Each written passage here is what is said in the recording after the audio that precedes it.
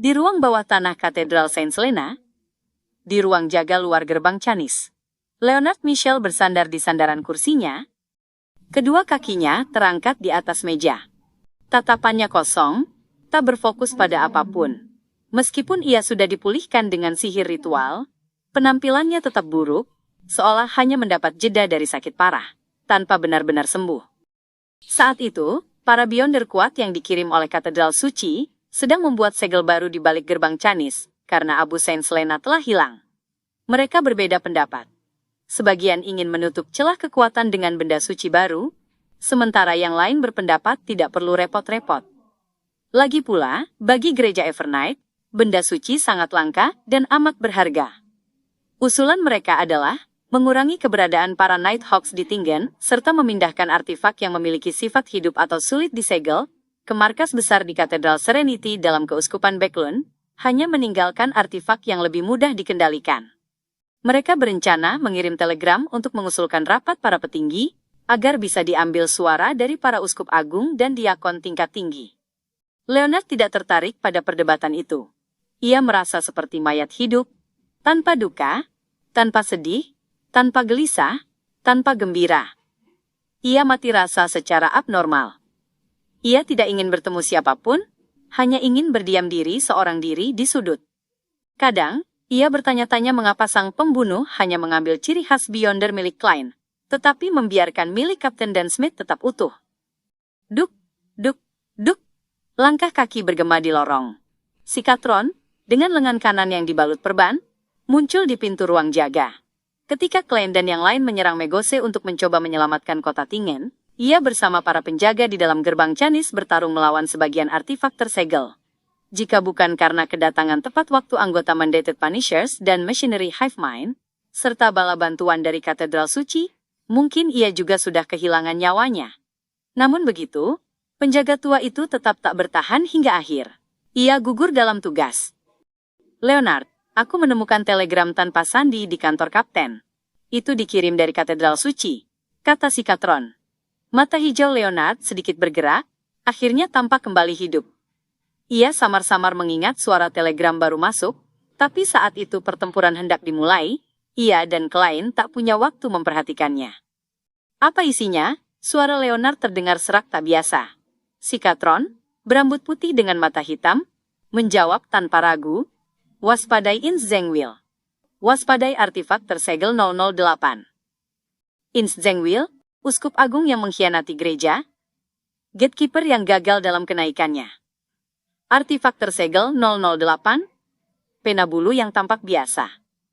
Leonard bergumam sambil mengingat-ingat, lalu memiringkan kepala. Tiba-tiba matanya menyipit, rasa murung dan duka yang menyelimutinya lenyap. Jadi begitu. Leonard menarik kakinya dari meja dan berdiri. Mata hijaunya kini menyala penuh gairah. Ia menatap si Katron dan berkata, aku berniat mengajukan diri bergabung dengan Red Gloves. Red Gloves adalah nama sandi tim elit Nighthawks. Dalam kondisi normal, tiap tim Nighthawks bertugas secara lokal di wilayah masing-masing. Mereka tak diizinkan mengejar penjahat di luar yurisdiksi tanpa izin. Karena itu, sebagian pelaku kejahatan berpindah tempat setelah beraksi, menyulitkan para Nighthawks. Untuk mengatasinya, gereja Evernight membentuk Red Gloves. Mereka adalah para elit terpilih, sebagian bahkan memegang benda suci yang belum lengkap. Tugas mereka adalah memperkuat tim Nighthawks yang meminta bantuan, sekaligus memburu dan menangkap penjahat tanpa batasan wilayah. Di beberapa kalangan, mereka juga disebut pengejar atau anjing pemburu. Red Gloves? Tapi syarat terendah mereka adalah urutan 7.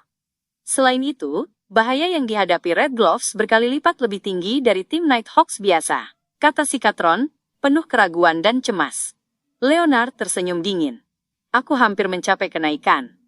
Matanya membeku. Ia menggertakkan gigi, membatin, aku sangat ingin membalas dendam. Ins Zengwil, kau harus tetap hidup sampai hari aku cukup kuat. Baiklah, Sika seolah bisa menebak isi hati Leonard. Ia menghela napas. Hampir setengah tim kita akan diganti dengan wajah-wajah baru. Jarang sekali sebuah tim Nighthawks hancur sejauh ini. Wajah Leonard mengeras. Ia bertanya sambil menahan gigi terkatup. Apakah jenazah sudah siap? Ya, Sika mengangguk pelan. Leonard melangkah menuju pintu. Aku akan memberitahu keluarga mereka. Aku akan mengurus hal yang paling tidak ingin kuurus. Aku akan melakukannya. Di jalan Daffodil nomor 2, Melissa duduk di sofa, memperhatikan 3 tiket di tangannya. Ia membaca tulisan, tanggal, dan nomor kursi yang tercetak. Benson duduk di sampingnya, tersenyum sambil mengamati adiknya. Sikapnya tampak santai. Tiba-tiba, bel rumah berbunyi. Ting tong, ting tong. Melissa menoleh pada pelayan mereka, Bella, yang sedang sibuk. Ia membawa 3 tiket itu dan bangkit. Sedikit bingung, lalu bergegas membuka pintu. Rambut hitamnya kini lebih berkilau, wajahnya tak lagi pucat kurus. Warna kulitnya kemerahan sehat, dan mata coklatnya terlihat lebih cerah serta bersemangat. Begitu memutar gagang dan membuka pintu, Melissa terdiam. Ia tak mengenali tamunya. Seorang pria muda berambut hitam dan bermata hijau berdiri di sana. Wajahnya tampan, tapi pucat luar biasa. Tersembunyi di matanya ada duka mendalam. "Boleh saya tahu siapa Anda?" tanya Melissa, kebingungan. Leonard mengenakan mantel hitam di atas kemeja putih. Dengan suara serak ia berkata, "Aku rekan kerja kakakmu, Klein." Jantung Melissa berdebar keras. Ia spontan berjinjit, mencoba melihat ke belakang Leonard, tapi tak menemukan siapapun. Dengan suara bergetar aneh, ia bertanya, "Di mana Klein?" Leonard memejamkan mata, menarik napas, lalu berkata, "Aku sangat menyesal. Kakakmu, Klein, gugur di tangan seorang penjahat ketika ia berusaha menyelamatkan orang lain. Dia seorang pahlawan? Pahlawan sejati." Mata Melissa melebar perlahan, tubuhnya bergetar halus. 3 tiket di tangannya terlepas, jatuh ke lantai. Tiket-tiket itu terbuka menghadap ke atas, menampakkan nama pertunjukan. Kembalinya sang Count. Di ruang tamu keluarga Moretti, Leonard tak berani menatap langsung Melissa maupun Benson. Namun bayangan wajah mereka terus menghantui benaknya. Gadis muda penuh vitalitas itu hanya menatap kosong, tak mengucapkan sepatah kata pun, membuatnya tampak seperti boneka. Pria yang sedikit mirip Klein duduk tenang, tapi sering melamun. Kata-katanya keluar perlahan. Itulah garis besarnya. Aku sangat menyesal tak sempat mencegahnya. Perusahaan keamanan Blackthorn, kepolisian, dan mereka yang dibantu kakakmu sudah menjanjikan uang santunan sekitar 6.000 pound, kata Leonard, matanya berkelana gelisah. Tiba-tiba Benson menyela dengan suara parau, "Di mana jenazahnya?" Aku tanya, "Di mana jasad Klein?" Ia merapatkan bibir, berhenti sebentar. "Kapan kami bisa melihatnya?" "Di perusahaan." "Kalian bisa melihatnya sekarang," jawab Leonard, kesedihan tak bisa ia sembunyikan. "Baik." Bibir kaku Benson bergerak dengan susah payah. "Aku ke kamar mandi dulu." Tanpa menunggu jawaban, ia cepat masuk dan menutup pintu dengan keras. Berdiri di depan wastafel, ia menyalakan keran, membiarkan air mengalir.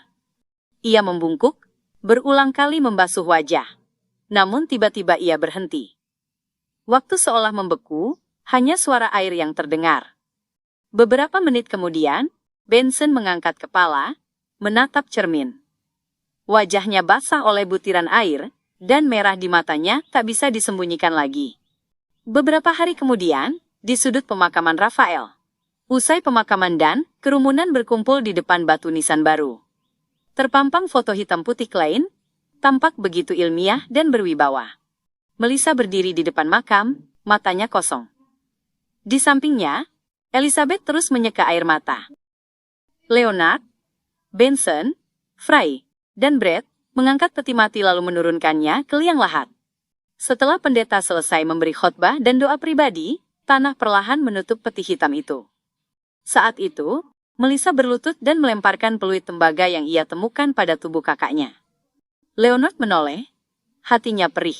Namun ia juga kagum pada keteguhan gadis itu. Ia tahu, Melissa sama sekali tak menangis ketika menerima kabar duka, hanya diam dalam kesedihan. Tanah diratakan, lalu batu nisan dipasang. Leonard memandang terakhir kalinya. Epitafnya bertuliskan 3 baris. Kakak terbaik, adik terbaik, rekan kerja terbaik. Dalam suasana duka, anggota perusahaan keamanan Blackthorn satu persatu pergi. Selena dan Elizabeth juga pamit, didesak keluarga mereka. Yang tertinggal hanyalah Benson dan Melissa.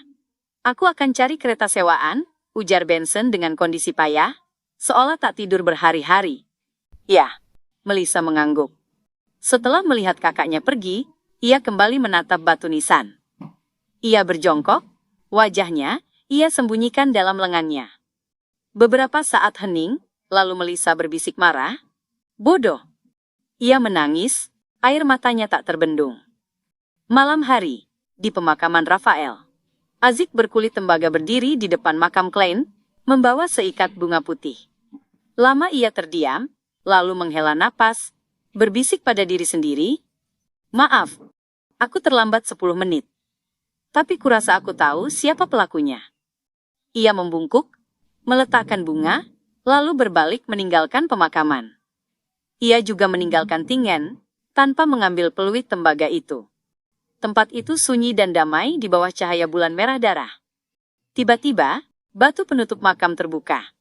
Sebuah tangan pucat terjulur dari tanah. Tangan itu keluar. Brak! Batu nisan terdorong. Tutup peti mati terbuka. Klein duduk tegak, menoleh ke sekeliling, bingung. Ingatan terakhirnya masih tertahan pada sepatu kulit baru dan telapak tangan yang menggenggam guci abu Saint Selena. Segala sesuatu setelah itu, bagaikan tidur panjang tanpa mimpi. Klein refleks menunduk, membuka kancing kemejanya. Ia menatap sisi kiri dadanya. Luka parah dan jantung yang hilang tampak menggeliat, berusaha pulih, mirip seperti saat ia sembuh dari luka tembak di pelipis ketika menatap cermin.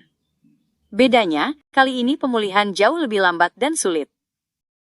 Di bagian utara kerajaan Loen, angin September yang membawa hawa dingin ekstra menderu melalui pemakaman. Malam itu terasa lebih muram dan lebih dingin dari biasanya. Hawa dingin itu menyadarkan Klein kembali. Ia tersenyum masam sambil bergumam, "Sepertinya memang masih ada rahasia di balik transmigrasiku. Tapi tampaknya aku hanya bisa bangkit paling banyak 2 kali lagi, tidak lebih. Dan jika tubuhku tercabik-cabik atau hancur lebur, siapa yang tahu, apakah kemampuan pemulihan ini, yang biasanya tidak tampak, akan tetap berguna?" Setelah setengah menit, Klein merapikan jasnya, dan baru sadar bahwa ia mengenakan kemeja terbaru serta tuxedo miliknya. Namun, keduanya kini penuh tanah dan debu. Benson dan Melissa benar-benar tidak tahu cara berhemat. Pikiran itu melintas begitu saja.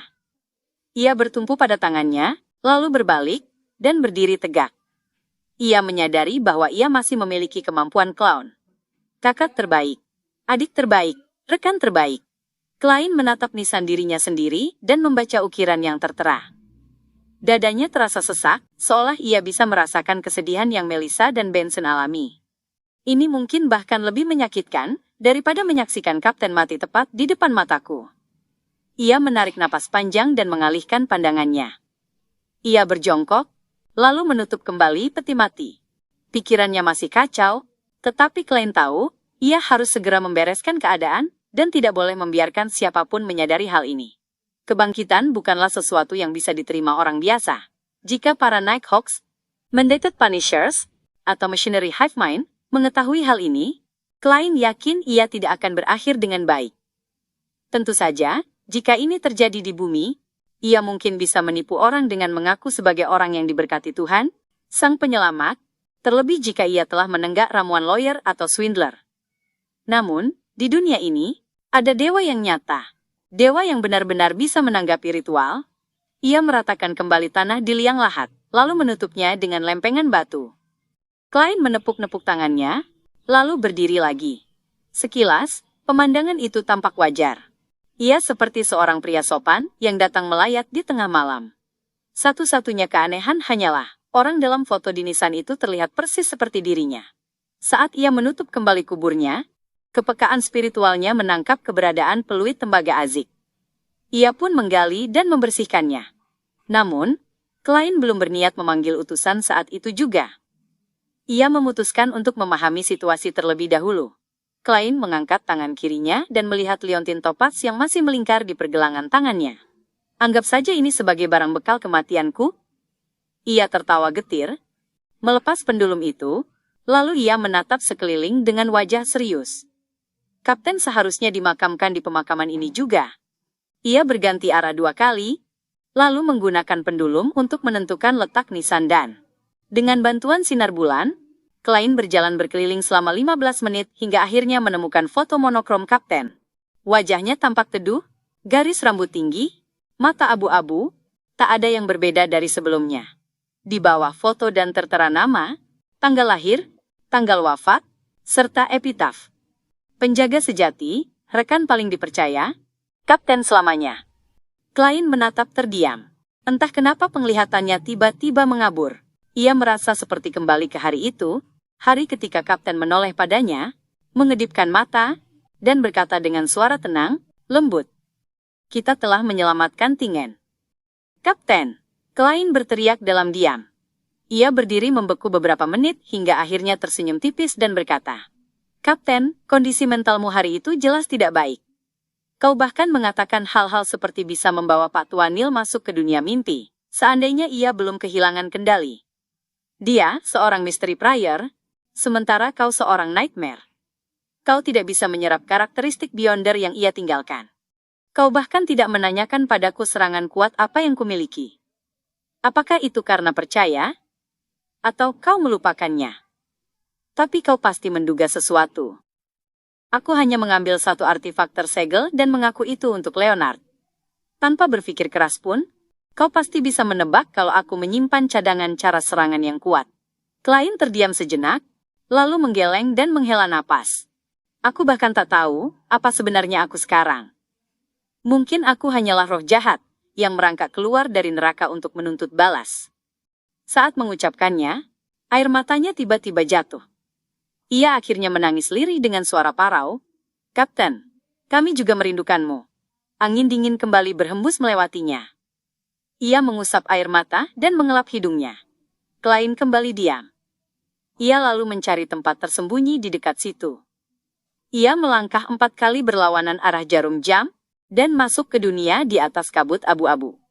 Ia ingin mencari pembunuhnya lewat ramalan. Ia ingin tahu siapa dalang dari semua ini.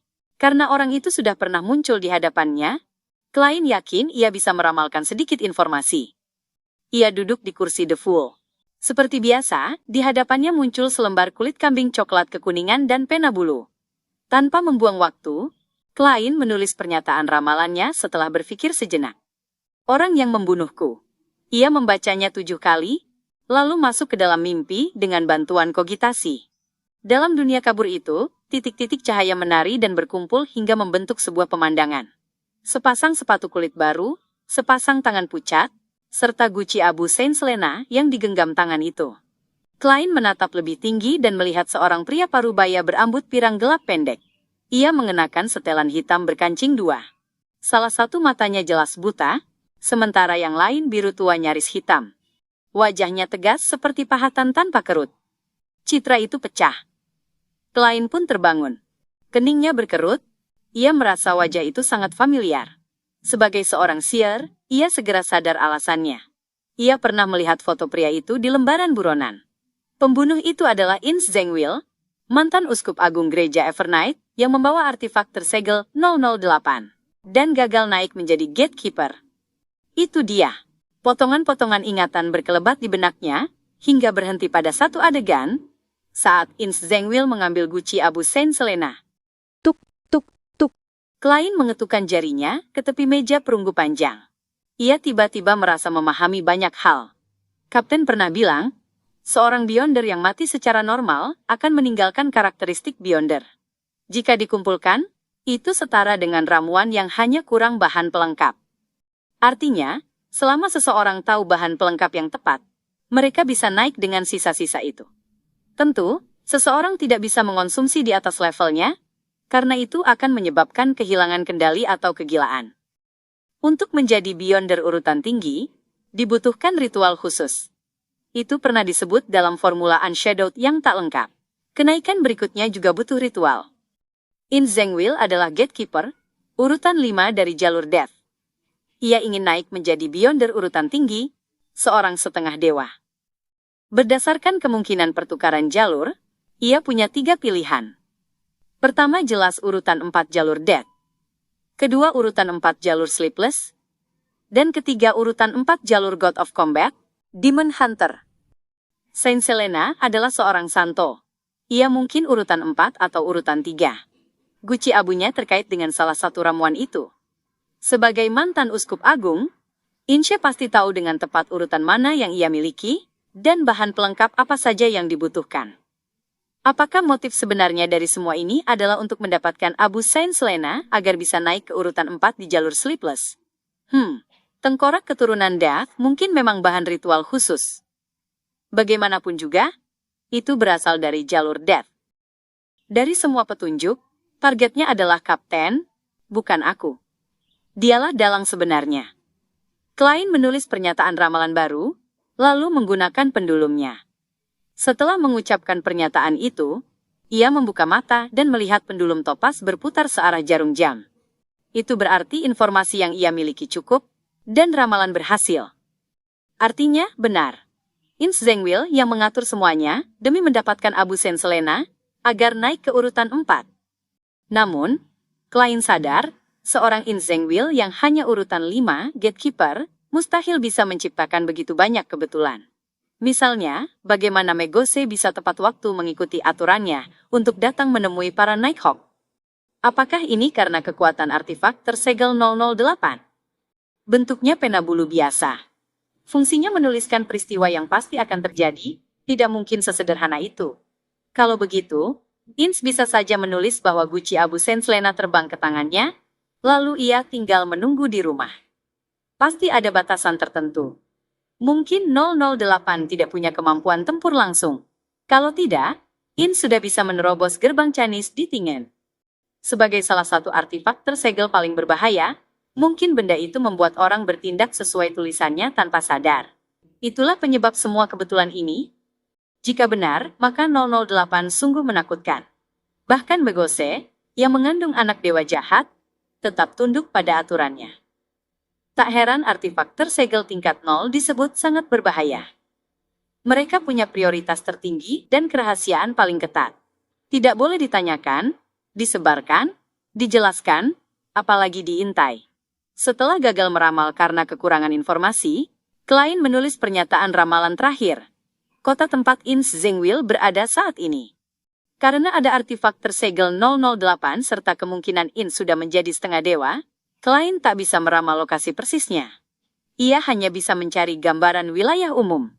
Ia membacanya 7 kali, lalu masuk ke dunia mimpi lagi. Kali ini, dunia kabur itu pecah, menampilkan sebuah sungai lebar yang agak keruh. Di atasnya, berdiri sebuah jembatan megah. Kedua tepi sungai dipenuhi dermaga, barang dagangan, dan para pekerja. Ke arah timur laut, berjajar rumah-rumah dengan gaya arsitektur khas Loen saat itu, atap poligenik, jendela oriel, tanpa beranda di tepi jalan. Ada pula bangunan bergaya gotik. Jalan-jalan dipenuhi orang dan kereta. Sesekali tampak mesin-mesin aneh. Semakin ke timur, semakin banyak cerobong asap dan udara makin pekat. Ke arah barat, tanah semakin tinggi, dan rumah-rumah berwarna biru kelabu, krem, dan kuning pucat melingkar menuju kastel mewah serta menara jam gotik. Gong! Dentang lonceng terdengar, menyadarkan Klein. Ia tahu persis kota apa yang baru ia lihat. Tanah Harapan, dan ibu kota dari segala ibu kota, Backland. Jadi, Ins Zengwil sudah pergi ke Backland. Entah berapa lama dia akan tinggal di sana. Ya, aku harus memastikan ini dari waktu ke waktu. Klein mencondongkan tubuh ke depan sambil berpikir. Ia menghapus tulisan di atas kulit kambing itu dan menulis sebuah pernyataan ramalan baru. Lokasi Lanevus saat ini. Dari sudut pandangnya, orang yang menyebabkan dirinya dan Kapten hampir kehilangan nyawa, jelaslah Ins Zengwil. Namun, si gila Lanevus tidak bisa lepas dari tanggung jawab sebagai kaki tangan. Dia harus membayar dengan darah. Setelah mengucapkan pernyataan itu 7 kali, Klein kembali memasuki mimpi. Namun, pemandangan yang muncul setelah dunia berkabut itu runtuh, tetap sama seperti yang ia lihat sebelumnya. Sebuah sungai lebar dan agak keruh, dermaga tak terhitung jumlahnya, serta bangunan-bangunan. Sebagian besar bergaya arsitektur Loen modern, beberapa bergaya gotik. Jalanan padat, hiruk-pikuk yang makmur, cerobong asap yang terus mengepulkan asap, dan kastil megah menjulang dengan menara jam gotik yang khas. La Nevus juga berada di Tanah Harapan, ibu kota dari segala ibu kota. Backland. Klein membuka mata, agak bingung. Ia meramal untuk mengetahui lokasi spesifik La Nevus, namun hasilnya masih sebatas wilayah umum yang samar. Ini menunjukkan bahwa urutan La Nevus pasti jauh lebih tinggi dari yang kubayangkan. Tidak. Bisa juga karena ia memperoleh keuntungan besar setelah membantu putra true creator turun ke dunia ini. Misalnya, sedikit ciri keilahian, atau mungkin benda serupa dengan plasenta yang ditinggalkan bayi Megose. Yang terakhir kemungkinan besar sudah diambil oleh Ins Zengwil. Berbagai pikiran melintas di benak Klein, sementara ia bergumam menyusun dugaan awal. Setelah memastikan kira-kira lokasi kedua musuhnya, ia mulai memikirkan masalah lain. Ia masih belum memiliki kemampuan untuk membalas dendam. Bahkan jika La Nevus hanya urutan 7, atau bahkan 8, tetap saja akan sulit menghadapinya bila ia memang mendapatkan keuntungan besar. La Nevus jelas sangat licik, mampu menipu dan mengalahkan Beyonder yang lebih kuat darinya. Ins Zengwil bahkan lebih mengerikan. Dia adalah demigod urutan 4, dengan artifak tersegel kelas 0 yang sangat kuat. Meskipun ada beberapa rahasia di balik transmigrasiku, jelas aku tak bisa mengubah rahasia itu menjadi kekuatan tempur. Mungkin bahkan untuk waktu yang sangat lama. Satu-satunya cara adalah terus menaikkan urutan, atau mengumpulkan lebih banyak benda mistis yang kuat. Aku harus menempuh keduanya sekaligus. Di tengah pikirannya, Klein memutuskan untuk menambahkan ramalan lain. Ia merenungkan pernyataan itu, lalu menulis dengan khidmat. Kesempatanku untuk menjadi kuat. Ia meletakkan pena dengan lembut di meja, bersandar, lalu memejamkan mata. Ia mengulang pernyataan itu dalam hati dan jatuh tertidur dengan bantuan meditasi. Dalam dunia berkabut, ia kembali melihat pemandangan yang sama. Sungai, dermaga, cerobong asap, keramaian, kastil, berbagai mesin, dan menara jam gotik. Ia sekali lagi melihat ibu kota kerajaan Loen, Backland. Segera setelah itu, pemandangan berubah. Ia melihat puncak gunung yang menembus awan, di atasnya berdiri istana kuno yang megah. Ia melihat tahta raksasa yang terpahat dari batu, dihiasi permata kusam dan emas. Ia melihat pupil vertikal aneh, terbentuk dari simbol misterius yang tak terhitung. Pemandangan itu runtuh tanpa suara, tanpa peringatan. Klein perlahan duduk tegak dan mengetukkan jarinya di tepi meja. Backlund menyimpan peluang bagiku untuk menjadi kuat. Apakah pemandangan kedua itu merujuk pada puncak utama pegunungan Hornacis, harta peninggalan keluarga Antigonus, pupil vertikal aneh yang terbentuk dari simbol-simbol misterius, yang pernah disampaikan boneka kain kesialan melalui korupsi dari buku catatan keluarga Antigonus, adalah kunci dari semua ini. Berbagai pikiran berkelebat di benaknya. Klein memutuskan untuk tidak terburu-buru pergi ke pegunungan Hornacis. Bahkan seorang demigod urutan 4 mungkin tidak mampu menghadapi bahaya di sana. Aku kira aku akan pergi ke Backlund lebih dulu. Klein menghela napas dan membuat keputusan. Ia menyelimuti dirinya dengan spiritualitas, merangsang penurunan, lalu keluar dari ruang misterius di atas kabut abu-abu itu. Sekembalinya ke dunia nyata, ia berjalan perlahan keluar dari tempat persembunyiannya menuju makam Dan Smith. Ia menatap lama pada foto dan epitaf di batu nisan itu. Klein perlahan menggambar bulan sabit merah di dadanya, lalu berjalan keluar dari pemakaman. Sebagai mantan Nighthawk, seorang Nighthawk yang biasa berpatroli di pemakaman Raphael, ia cukup hafal dengan jalur para penjaga maupun lingkungan sekitarnya. Ia berhasil keluar dari pemakaman dengan mudah, tanpa menimbulkan kegaduhan. Ia mengikuti jalan kerikil menuju Tingen, menggunakan bayangan pepohonan sebagai lindungan. Malam terasa tenang, bulan tampak begitu syahdu. Klein berjalan sendirian, pikirannya liar dan tak terkendali. Kadang ia memikirkan rencana balas dendamnya, kadang teringat kebersamaan dengan Kapten, kadang kembali pada duka tersembunyi Pak Tuan Nil di balik sikap jenakanya. Tanpa sadar, Klein telah memasuki jalan terdekat, berjalan bagaikan arwah gentayangan melewati tikungan demi tikungan. 2 jam kemudian, ia akhirnya sadar dari keadaan itu dan kembali menguasai pikirannya. Ia mendapati dirinya berdiri di jalan Daffodil. Tepat di depannya adalah rumah yang pernah ia tinggali bersama kakak dan adiknya. Secara naluriah, Klein telah kembali ke sana. Ia melangkah maju dengan perasaan gembira, namun tiba-tiba berhenti. Senyumnya getir, ia berbisik dengan nada menyindir diri sendiri. Kalau aku naik dan mengetuk pintu, Melissa mungkin akan pingsan karena kaget. Benson akan begitu gugup sampai rambutnya rontok. Lalu dia akan berusaha mati-matian untuk menasihatiku dengan tenang, atas nama seekor babon berambut keriting. Sambil menggeleng, Klein menatap pintu rumah yang familiar itu sejenak, lalu beranjak ke jalan Iron Cross. Tak apa, ini juga baik. Apapun yang kulakukan nanti takkan menyeret mereka. Kompensasi dari tim Nighthawk dan kepolisian sudah cukup agar mereka bisa hidup mapan sebagai kelas menengah. Bahkan jika Melissa gagal mendapat pekerjaan dan Benson kehilangan pekerjaannya. Klein berjalan dalam diam beberapa saat sebelum akhirnya merasa lelah.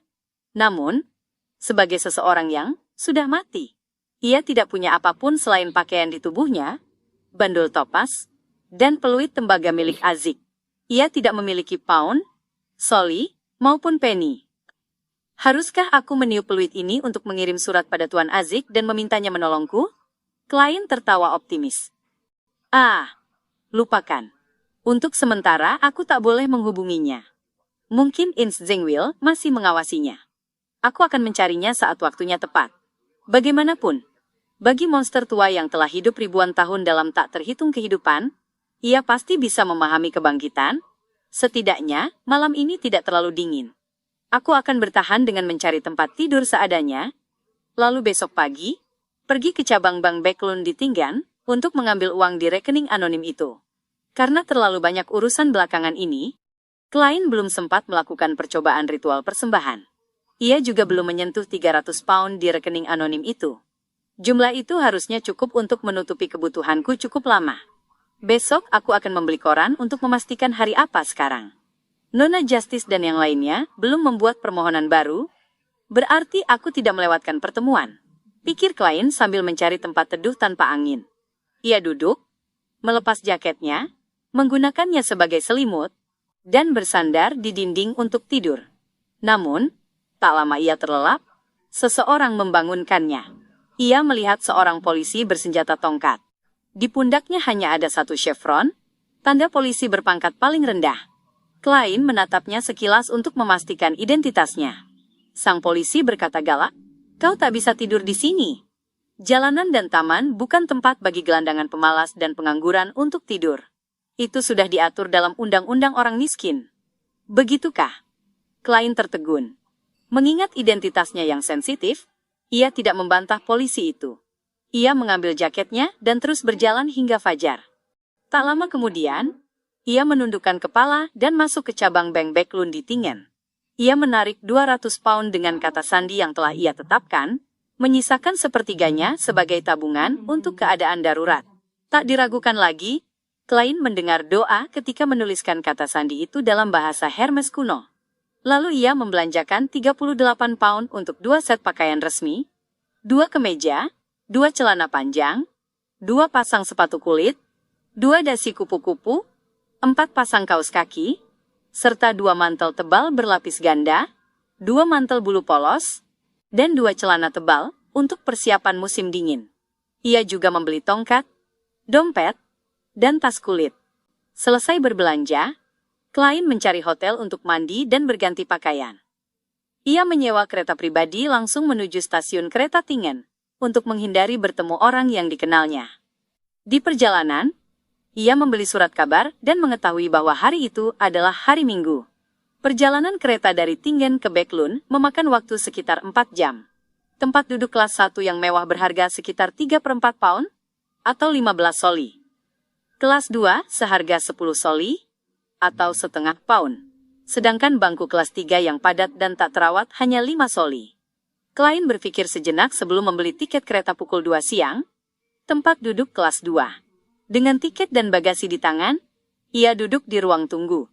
Saat itu, baru lewat sedikit dari pukul 9 pagi.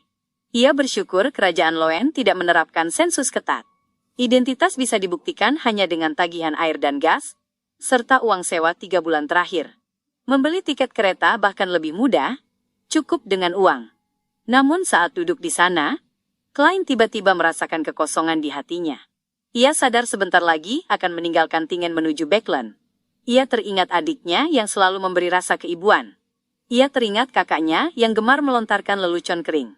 Ia teringat bagaimana mereka makan sampai kekenyangan hingga tak sanggup bergerak. Mengingat semua itu, Klein tiba-tiba tertawa, namun tawanya getir, sebab ia juga teringat kura-kura yang disebut Melissa sebagai boneka, serta rambut Benson yang makin menipis. Mendadak, ia merasa rindu yang kuat. Ia ingin melihat saudara-saudaranya lagi.